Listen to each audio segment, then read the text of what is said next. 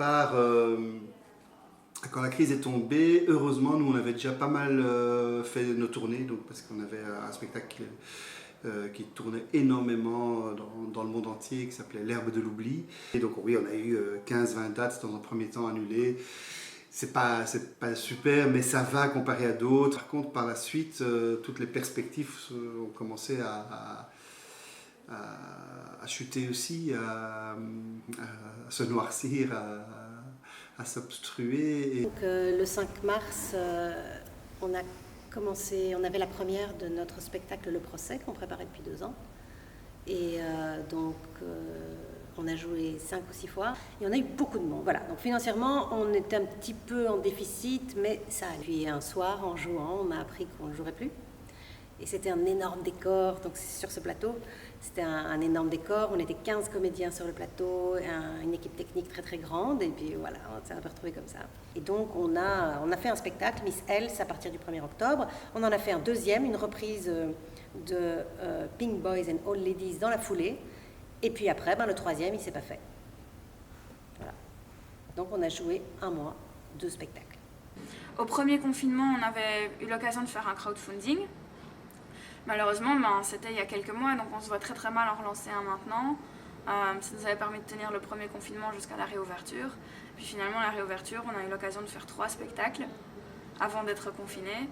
Là, on a annulé notre grosse saison où on avait forcément notre pièce phare qui s'appelle Chez Charlotte Hecke, qui tournait de décembre à janvier. On a dû annuler toutes les dates parce qu'on n'est pas sûr. En Belgique, c'est pas le statut d'intermittent, c'est un statut d'artiste qui est hybride, enfin qui est le même statut que les bûcherons, si mes souvenirs sont bons. Enfin, un statut, c'est pas vraiment un statut, mais justement, on se bat pour qu'il y ait un vrai statut, mais il y a l'équivalent d'un statut, un statut un peu bâtard. On doit avoir 3 contrats sur une période d'1 an, je pense, quelque chose comme ça. Mais bon, voilà, il est très compliqué à obtenir. Donc pour beaucoup, forcément, ça veut dire pas d'indemnité, pas de scène, pas de travail.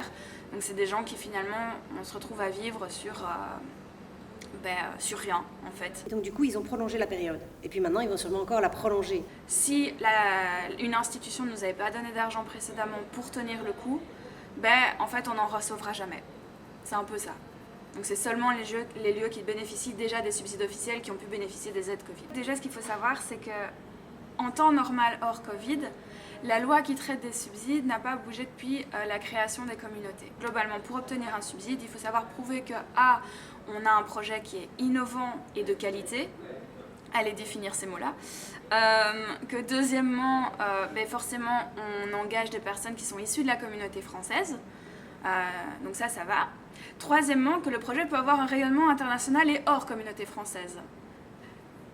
Voilà, vous voyez. Et puis quatrièmement, bien évidemment, ça touche le budget, c'est de savoir que tout est justifié au millimètre près. Et le moment où on ne sait plus justifier, on doit rembourser notre subside.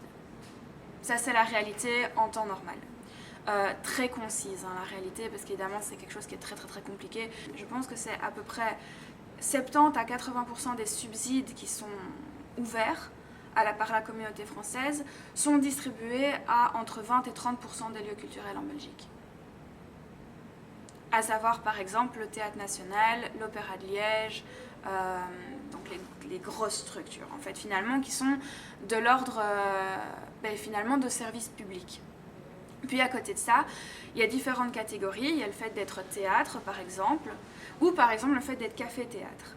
Alors quand on est café-théâtre, malheureusement on ne peut pas prétendre au subside parce qu'on n'est pas considéré comme le théâtral. Ici avec la situation Covid, il y a eu des ouvertures pour des aides. Donc les régions, les institutions ont débloqué des aides pour dire voilà, on veut pouvoir quand même aider les lieux culturels à se développer et à pouvoir quand même avoir un petit quelque chose. Alors quand je dis un petit quelque chose, c'est vraiment de l'ordre de 2000 €. Voilà. Et alors, là où par contre il y a eu petite nuance par rapport à d'habitude, c'est que les subsides et les aides qui ont été débloqués sont des subsides qu'on a appelés de fonctionnement. Donc c'est-à-dire que c'est des subsides qui ne peuvent servir qu'uniquement à acheter du matériel pour les mesures de sécurité, à payer le personnel, mais en gros c'est pas des subsides pour pouvoir créer de nouveaux spectacles. Donc ça on se retrouve un peu pieds et poings liés. Après, il y a évidemment d'autres possibilités. Il y a des subsides à la création qui sont créés. Là, à l'instant, je viens de remplir par exemple un dossier pour un collectif d'humoristes.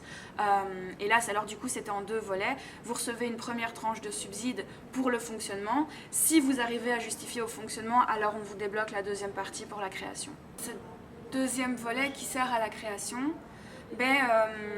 finalement, on a par exemple dû l'utiliser pour pouvoir rembourser des spectacles qu'on avait simplement annoncés, déjà payés. Bon, ici, on ne noue pas simplement, le théâtre prend un pourcentage des recettes. Cas de force majeure, mais il n'y a pas de recettes, ni pour nous, ni pour eux. Et l'année dernière, c'est ce qui s'est passé. Je ne sais plus s'ils nous ont donné une partie du subside ou s'ils ont justement supprimé ce pourcentage sur les recettes pour qu'on arrive. Mais ici, c'est un cas particulier parce qu'en fait, il y a 3 compagnies résidentes. Et donc nous, on a une enveloppe au sein du théâtre qu'on gère nous-mêmes. Enfin, qu'on gère nous-mêmes avec l'administration du théâtre. Mais c'est une enveloppe qui est dévolue à nous. Et donc, c'est nous qui proposons un budget, qui proposons le spectacle. On ne va jamais récupérer tout ce qu'on a perdu, ça c'est sûr. On va pas... ça ne sera jamais du 100%. Heureusement, il y a quand même beaucoup de mécanismes qui ont été mis en place et qui permettent de plus ou moins s'en sortir. Des mécanismes qui sont mis par le ministère de la Communauté française et donc qui proposent, en fonction des dates annulées, des remboursements partiels. Il y a le chômage temporaire pour le chômage Corona, comme on l'a appelé. En fait, le chômage Covid, c'est un chômage qui est parce qu'on travaille et que tout d'un coup, on ne peut plus travailler, l'outil est fermé, et donc l'État compense, et il donne 70% du salaire. Donc en fait, il y a des gens qui, ceux qui jouaient avec moi en mars, ils n'ont pas touché le chômage Covid parce qu'en fait, simplement, on a été au bout de notre contrat. Et donc, ils ont touché tout normalement. C'est maintenant que la question va se poser si on doit de nouveau annuler. Mais c'est vrai que c'est compliqué, ce chômage Corona, parce que l'ONEM, c'est un gros foutoir et qu'une fois qu'on enclenche cette demande, souvent, il y a du retard dans les paiements, etc. Enfin, voilà, ça cause pas mal d'autres soucis, quoi. En fait, ce qu'il y a aussi, c'est que souvent, dans le milieu théâtral, le contrat, on le signe la veille, alors que c'est des trucs qui sont prévus depuis 1 an. Et donc, du coup, ce qui s'est passé dans un premier temps, si j'ai bien compris, parce que nous, on était en train de jouer, donc on était sous contrat quand tout est arrivé, en fait. Il y en a certains, leur dimona, qu'on appelle ça, n'était pas encore faite. Et bien, du coup, dans un premier temps, on a dit, non, le contrat n'était pas en marche, donc vous ne pouvez pas bénéficier du chômage économique. Mais après, ils ont revu ça. Mais du coup, ça a pris du retard. Et il y a des gens qui ont été payés, mais 6 mois après. Au mois de juillet, j'étais au chômage. Eh bien, j'ai touché mon chômage du mois de juillet il y a 1 semaine. Et j'ai envoyé 5 mails, j'ai passé 60 coups de fil, on ne m'a pas répondu une seule fois. C'est plus facile pour l'État de donner de l'argent à 20 structures théâtrales plutôt qu'à 12 000 comédiens. Et donc, je pense qu'effectivement, dans un premier temps, ils sont peut-être un petit peu trop dit qu'en soutenant les théâtres, tout allait être arrangé, mais ce n'est pas du tout le cas. Parce que par exemple, dans la compagnie, on a un comédien qui fait qui fait des spectacles dans les écoles. Et donc c'est les écoles qui l'engagent, les centres culturels, et en fait, il n'a juste rien. En fait, c'est toutes les petites choses qu'il y a à côté et qui tombent, en fait. Mais il y en a, ils n'ont que des choses comme ça. Ils sont engagés à très courte durée, par plein d'employeurs différents. Et si tous les employeurs les lâchent, ils n'ont plus rien. Il y a aussi quelque chose qui pour l'instant est très très fort mis à mal par le coronavirus et dont dépendent toutes les institutions, c'est le tax shelter. Donc c'est un mécanisme par lequel les sociétés peuvent être exonérées d'impôts sur tout ce qu'ils versent comme somme à la culture. Et comme la situation économique à cause du corona devient vraiment catastrophique, ce mécanisme-là est mis un peu en danger parce que si les entreprises ne font plus de profit, elles ne vont plus investir dans la culture. Et ce qui se passe, c'est qu'au fil de ces dernières 5 années, je crois que ça fait plus ou moins 5 ans, que c'est un peu moins, peut-être 3-4 ans, que ce mécanisme existe pour les arts de la scène. Beaucoup d'institutions, beaucoup de théâtres en sont complètement dépendants. Et de compagnies aussi, je parle des théâtres, mais les compagnies aussi, parce que ça nous permet d'augmenter vraiment nos budgets.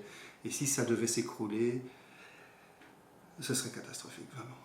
Le Théâtre des Martyrs a fait un protocole sanitaire très très strict, en fait, parce que ici vraiment ça rigole pas avec les mesures sanitaires. Si je reprends l'exemple la pièce qu'on a annulée ici en décembre, c'est 13 comédiens. Tu les mets où? Tu peux pas dire toi tu joues lundi, toi tu joues mardi. C'est 13 comédiens que tu dois mettre sur scène, que tu dois mettre en loge, que sur scène tu sais pas respecter les distances de sécurité. Et pour peu que la pièce soit un petit peu dynamique, chaotique, et tout ça, La personne dont je parlais qui est plus âgée, elle joue un malade en fait dans la pièce. Elle est en fauteuil roulant, elle est avec une infirmière qui la pousse. Donc on se dit, en fait, cette scène-là, c'est assez facile de mettre des masques dedans, puisque de toute façon, il est malade. Donc tous les gens qui viennent le voir peuvent mettre un masque. Donc, ça, c'est possible. Les répétitions sont très chahutées aussi. Voilà, si quelqu'un se sent un peu mal, il reste à la maison parce que c'est le deal, parce que ça risque sinon de tout arrêter. Mais donc, voilà, ça peut arriver du jour au lendemain. Et puis c'est aussi particulier parce qu'en fait, le personnage principal du procès embrasse toutes les filles. Alors on imagine un peu de tout, on imagine du plexi à chaque fois qu'on doit s'embrasser, on imagine, ou alors on le fait sans. On a un petit lieu de 200 personnes, donc 200 places dans le théâtre, c'est petit. Et forcément, on a rencontré pas mal de difficultés avec la crise Covid, surtout en matière des jauges de salle. Donc j'explique, les jauges de la salle, c'est la capacité de la salle. Alors le premier confinement, quand on a pu progressivement déconfiner, par exemple, on a eu les mesures qui nous disaient vous ne pouvez pas accueillir plus de 100 personnes dans votre salle. Le problème, c'est que certains spectacles à 100 personnes, c'est pas rentable. C'est vraiment toutes des choses comme ça qui n'ont pas forcément été prises en compte par rapport à la réalité de terrain. Résultat, nous, quand on a pu réouvrir, on a vraiment réadapté. Premièrement, avec un tracé au sol avec le chemin pour que les gens accèdent à leur siège. Deuxièmement, par bulle, donc on demandait aux gens de réserver en groupe pour être avec des personnes qui sont dans leur bulle. Donc on avait les bulles de 2 avec puis 1,5 m, puis la distance de sécurité, les bulles de 2 et les distances de sécurité. Allez, c'est une petite anecdote comme ça, mais il y a un artiste par exemple, on sait qu'il postillonne. Quand il joue, on a dû condamner le premier rang. Non, il avait un prix, il en rigole avec. Donc ça va, mais c'est quand même... Du coup, on a quand même mis au budget une enveloppe, une grosse enveloppe, pour peut-être engager, comme sur les tournages de cinéma en fait, un responsable Covid. Pour qu'en tout cas, en dehors du plateau, tout soit dans les mesures. C'est, par exemple, à la pause, quand on va manger, on va se séparer l'équipement, de mettre tout le monde en quinconce. Dans les loges, on ne serait que 2 à la fois. On va peut-être essayer de se maquiller avant de venir au théâtre. Enfin, tout un tas comme ça de mesures qu'on n'a pas encore fait. Ça tombe, on ne va pas jouer en plus. Malheureusement, ça veut dire aussi qu'on limite le personnel de salle. Et ici, jusque récemment aussi, la fermeture du bar qui, évidemment, pour un lieu culturel, c'est très compliqué parce qu'évidemment, c'est le bar qui rentabilise un petit peu la soirée. Et donc, ce qu'on a mis aussi en place ici, c'est qu'on a annulé tous les spectacles jusqu'en janvier qui avaient lieu dans la petite salle, pour qu'en fait, la petite salle puisse servir de sas. On a aussi externalisé la billetterie, c'est-à-dire qu'on a, devant le théâtre, maintenant, il y a une cabine de chantier qui est devenue notre billetterie. En fait, en Belgique, ce qu'il faut savoir déjà, c'est qu'a priori, c'est les théâtres, c'est le lieu qui achète le spectacle. Ce n'est pas comme en France où c'est l'artiste qui loue la salle. C'est déjà une démarche très différente. Donc il faut se dire que nous, forcément, on achète un spectacle, donc on fait un contrat avec l'artiste. On lui dit voilà, nous on t'achète à telle condition, voilà ton cachet. À côté de ça, tu touches des droits d'auteur. Par contre, il faut prévoir que ce cachet, maintenant ici avec le Covid, on fait ça, c'est de dire, voilà, si la salle elle est remplie pour autant de personnes, tu as ton cachet entier. Si elle est moins, tu as un cachet un peu moins. Et on se réserve le droit d'annuler s'il n'y a pas assez de réservation et annulation sans frais. Donc essayer de trouver des compromis en fait avec les artistes. Bon, le problème c'est que malheureusement, sur un spectacle, il n'y a pas que les artistes.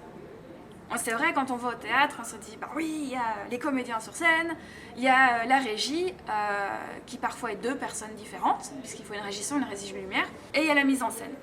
Ça, c'est ce qu'on voit, c'est ce qui est noté sur l'affiche. Mais derrière ça, il y a quoi? Il y a un graphiste qui fait les affiches. Il y a les droits d'auteur. Sur le crowdfunding qu'on a fait l'année dernière, il faut imaginer que la moitié de ce qu'on a touché est parti juste en droit d'auteur. Il y a évidemment tout le personnel derrière, la régie plateau, par exemple la personne qui s'occupe des costumes, qui va aider les comédiens à se changer, qui va veiller que les décors soient au bon endroit au bon moment. Les décors, c'est parfois quelqu'un qui les a construits, c'est parfois un menuisier qui fait de son métier ça. Il y a l'attaché de presse pour la production, il y a le garçon de salle, il y a le barman, il y a la personne qui filme et qui vient prendre les photos. Il y a juste tellement qu'on oublie, tellement de personnes qu'on oublie. Mais du coup aussi, il y a un petit avantage pour nous, c'est que normalement on répétait dans une salle extérieure parce qu'il y avait un spectacle ici au mois de décembre. Et comme le spectacle est annulé, on va avoir le plateau plus tôt. Donc du coup, on va pouvoir, à la place de monter notre décor, le déménager, le ramener à l'entrepôt, après Noël, le remonter ici et recommencer, on va pouvoir tout faire ici en une fois. Donc à ce niveau-là, on va gagner du temps. Donc aujourd'hui, le gros challenge, c'est évidemment de trouver un moyen de rester présent dans les arts vivants, mais n'étant plus vraiment de l'art vivant, puisque finalement quand on est présent c'est en ligne. C'est par exemple vendre des spectacles à la RTBF pour qu'ils les mettent sur Ovio. C'est par exemple développer des podcasts, faire des capsules sur les réseaux sociaux. On organise des cours en ligne. On peut encore organiser les cours pour les moins de 12 ans, hein, techniquement avec les nouvelles mesures de sécurité. Donc c'est quand même ça. Malheureusement, c'est pas avec 8 élèves qu'on fait tourner un théâtre. Mais bon, c'est déjà un petit quelque chose. En tout cas, ici, je sais pas, c'est pas comme ça dans tous les théâtres. Mais ici, on a vraiment pris tout ce qui était mesures sanitaires très au sérieux. On a devancé en fait ce qu'on nous demandait, on a été plus loin, on a vraiment essayé de faire tout bien, on va dire, et puis en fait, tout s'est quand même arrêté, alors que rien ne montre que les théâtres soient un endroit de propagation. Et ça, c'est dur en fait. Là où elle est semblable pour tout le monde, c'est que c'est vraiment la merde. C'est que c'est vraiment une situation très anxiogène, très difficile, parce qu'on ne sait pas de quoi l'avenir sera fait. Ce qui se passe, c'est que finalement, en annulant ici notre fin de saison, on se retrouve à devoir rembourser des gens, donc à court de trésorerie, donc à court de simplement de revenus. On est 3 dans le théâtre où je travaille. Et sur les 3, au jour d'aujourd'hui, il n'y a plus qu'une personne qui arrive à toucher son salaire. Au final, on tourne comment ? On tourne avec l'effort de chacun. Entre les publics qui ne demandent pas leur remboursement de place, entre quelques bénévoles qui tendent une main et qui acceptent d'aider d'une manière ou d'une autre, des dons, on en reçoit beaucoup, beaucoup, beaucoup. Des gens qui justement, comme on est un petit théâtre, ne veulent pas nous voir disparaître. Donc il y a eu, oui, du chômage économique pour les employés du théâtre en fait. Donc en mars, c'était... je dirais 1 jour par semaine, mais maintenant c'est plus.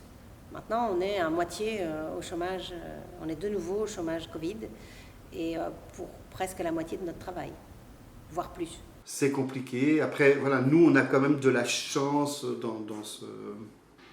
On n'est pas les plus mal lotis, je veux dire, parce qu'on est par exemple ici dans ce cas-ci avec une institution solide, donc c'est un spectacle qui va être créé au Théâtre National, et une institution solide et qui nous soutient vraiment très très fort dans toute cette période, qui trouve les aménagements financiers, logistiques, pour que tout se passe le mieux possible, le moins mal possible. Donc concernant la vision future et la fin de ce deuxième confinement, en fait, la réponse est simple, c'est on ne sait pas.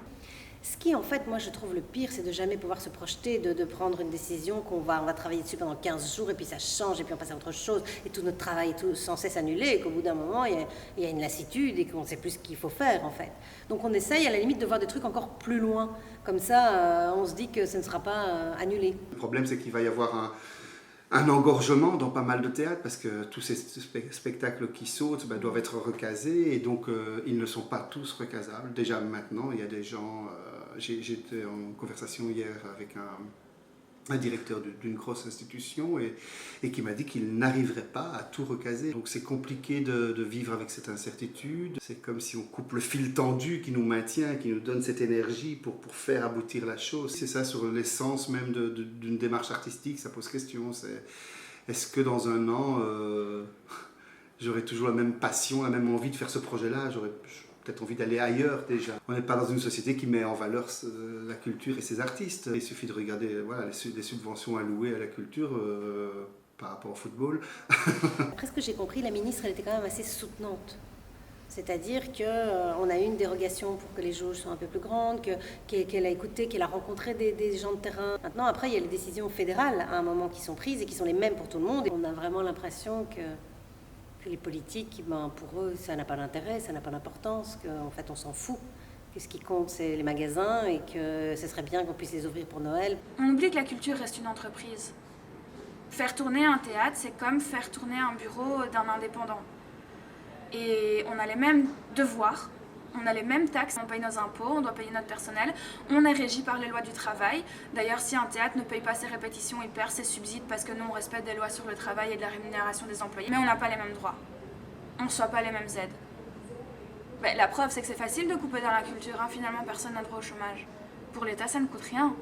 On avait une réunion la semaine dernière et on se disait, mais si ça dure encore 1 an comme ça, est-ce qu'à un moment, le ministère ne va pas se dire, mais à quoi ça sert de subsidier des gens qui, de toute façon, dès qu'il y a un truc, on va devoir fermer, et c'est eux en premier Est-ce que ça vaut encore la peine? On dit toujours on est le parent pauvre parce que c'est clair qu'on n'est jamais le premier à qui on va penser à aider à relever parce que notre but n'est pas de faire du profit, en fait, simplement. On vend un service qui n'est pas un service finalement de luxe, si je puis dire. On est censé être un service public, on est censé être accessible, alors on fait des prix, on a des tickets à 5 € pour ceux qui sont un petit peu plus dans l'embarras. Quand on fait un spectacle pour des scolaires, on peut même plus demander d'argent aux élèves pour payer leur place. Ce que je comprends, hein, attention, il faut que les gens puissent aller au théâtre, c'est très important la culture. Mais ce qui fait que finalement, on se retrouve dans une situation où les rentrées sont très minces et les aides le sont d'autant plus. Il y a des artistes pour qui c'est très dur, il y a d'ailleurs des mécanismes de soutien qui se mettent en place. Il y avait une récente action qui s'appelait quoi, un sparadrap, je pense. Il y a des banques alimentaires spéciales pour les artistes, etc. Il y a tout un réseau qui commence à se faire, mais c'est sûr qu'on va de plus en plus vers une précarisation de nos métiers. Donc maintenant, pourquoi il faut se battre pour montrer l'importance de la culture? Oui, il faut.